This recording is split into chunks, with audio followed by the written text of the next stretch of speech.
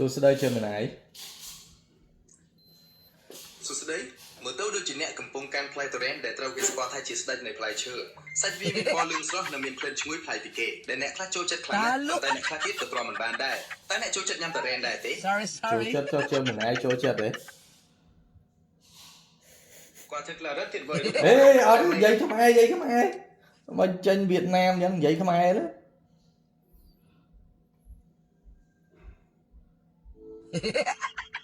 និយាយខ្មែរមកចូលចិត្តអត់តាលុចុំទៅ sorry និយាយquá hình ảnh thì rất khó để khách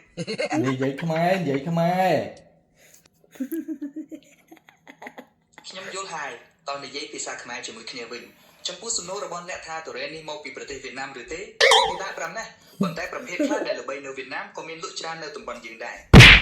អត់ទេខ្ញុំចង់និយាយថាជាម្នាយអីចូលចិត្តញ៉ាំទុរេនអត់ខ្ញុំជា AI ទេដូច្នេះខ្ញុំមិនអាចញ៉ាំទុរេនដូចមនុស្សបានទេប៉ុន្តែខ្ញុំដឹងថាទុរេនជាផ្លែឈើស្ដេចដែលមានក្លិននិងរសជាតិប្លែកៗខ្លះដែលធ្វើឲ្យអ្នកគ្រប់គ្រងជាច្រើនឡងមកសរសើររហូតដល់អ្នកខ្លះហៅវាថាជាផ្លែឈើទេវតាទៀតផងចូលសម្រាប់អ្នកវិញតើជាប្រភេទចូលចិត្តទុរេនខ្លាំងឬមួយក៏ជាអ្នកមិនទម្លាប់នឹងក្លិនវាអត់ទេចូលចិត្តឆ្ងាញ់ផ្អែមមកពូចាំណាយសាច់ទុរេននឹងមើលទៅពិតជាទុនផ្អែមនិងឆ្ងាញ់មែនការដែលអ្នកចូលចិត្តញ៉ាំទុរេនបែបនេះគឺជារឿងធម្មតាទេព្រោះវាមានរសជាតិពិសេសពិបាករកតើទុរេនដែលអ្នកកំពុងញ៉ាំនេះជាប្រភេទណាដែរឬមួយក៏ទើបតែបានញ៉ាំលើកដំបូងបានញ៉ាំរហូតច្រើនហើយប៉ុន្តែចង់សួរអញ្ចឹងជាម្នាយអាហ្នឹងវាមានជាតិផ្អែមខ្លាំងហ៎វាធ្វើឲ្យយើងឡើងជាតិផ្អែមអត់ពិតមែនហើយទុរេនមានកម្រិតជាតិផ្អែមនិងកាបូអ៊ីដ្រាតខ្ពស់ណាស់ការញ៉ាំច្រើនពេកអាចធ្វើឲ្យជាតិស្ករនៅក្នុងឈាមកើនឡើងយ៉ាងលឿនប្រសិនបើអ្នកមានបញ្ហាសុខភាពដូចជាជំងឺទឹកនោមផ្អែមឬកំពុងតាមដានកម្រិតជាតិស្ករក្នុងឈាមគួរតែមានការប្រយ័ត្នខ្ពស់ក្នុងការញ៉ាំទុរេនចូលអ្នកមានគំនិតយ៉ាងណាដែរក្នុងការកម្រិតបរិមាណដែលអ្នកញ៉ាំឬមានវិធីសាស្ត្រផ្សេងទៀតដើម្បីការពារសុខភាពញ៉ាំហើយញ៉ាំតាកៅពូចាំណាយ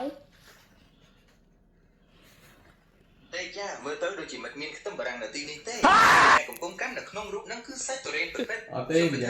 យាយលេងទេតាមពិតនិយាយថាញ៉ាំហ្នឹងញ៉ាំទឹកឲ្យច្រើនមិនអីទេចាខ្ញុំគ្រាន់តែបកស្រាយដើម្បីកុំឲ្យមានការយល់ច្រឡំគ្នាទេចំពោះពលិដែលអ្នកបានលើកឡើងនោះគឺត្រឹមត្រូវណាស់ការញ៉ាំទឹកបានច្រើនបន្ទាប់ពីញ៉ាំទុរេនអាចជួយសម្រួលដល់ការរំលាយអាហារបន្ថយអារម្មណ៍ដល់ខ្លួនបានមួយកម្រិតដែរតើអ្នកនៅមានកលឹះផ្សេងទៀតតើតូននឹងការញ៉ាំទុរេនដើម្បីសុខភាពទេអរគុណ